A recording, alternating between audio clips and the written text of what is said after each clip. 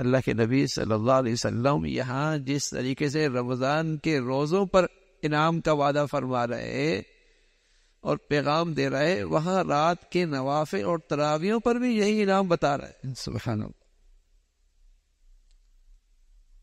اس پر بھی یہی انعام مل رہا ہے. مسلمانوں کا تو بہت اہتمام ہوتا تھا ان تراویحوں کا، بہت اہتمام.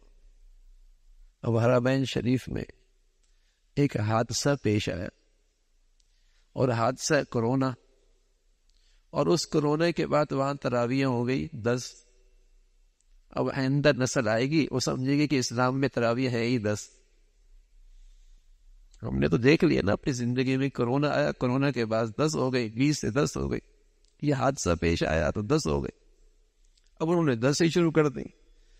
آئندہ نسل جو 3 سے دور ہو رہے گی اور اہل علم سے دور رہے گی، اور اس کا سارا جسے کہیں کہ ریسرچ اور تحقیق گوگل رہے گا، تو سمجھے گا اسلام میں تراویح ہیں ہی 10. اور کہیں گے حرم میں بھی تو 10 ہی ہوتی ہیں. کونوں نے سمجھایا بھی وہاں تو ایک حادثہ پیش آیا، اور اس حادثہ کے بعد وہاں کے جن لوگوں کے ہاتھوں میں بدقسمتی سے وہاں کے عبادت خانے ہیں اور مقدسات ہیں، ان کے ہاں دین کا ذوق شوق کوئی نہیں.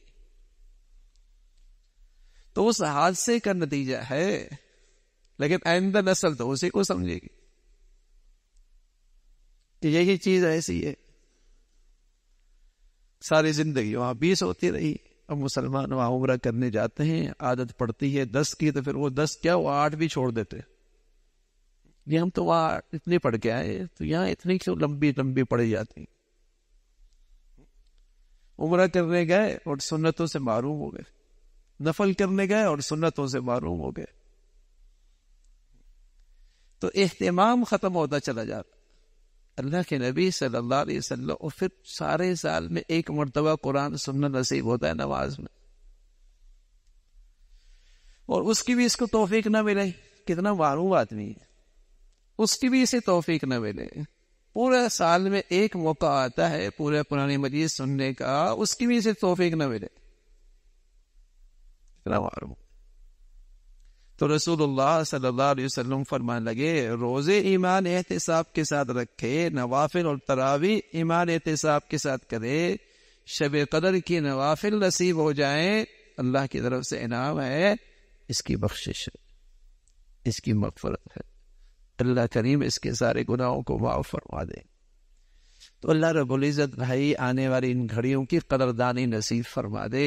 اللہ نے آج صحت دے رکھی ہے، عافیت دے رکھی ہے، ماشاءاللہ خوشحالی دے رکھی ہے، آسانیاں دے رکھی ہے، فرصت ملی ہوئی ہے. تو پھر اس سیزن سے خوب فائدہ اٹھانا چاہیے.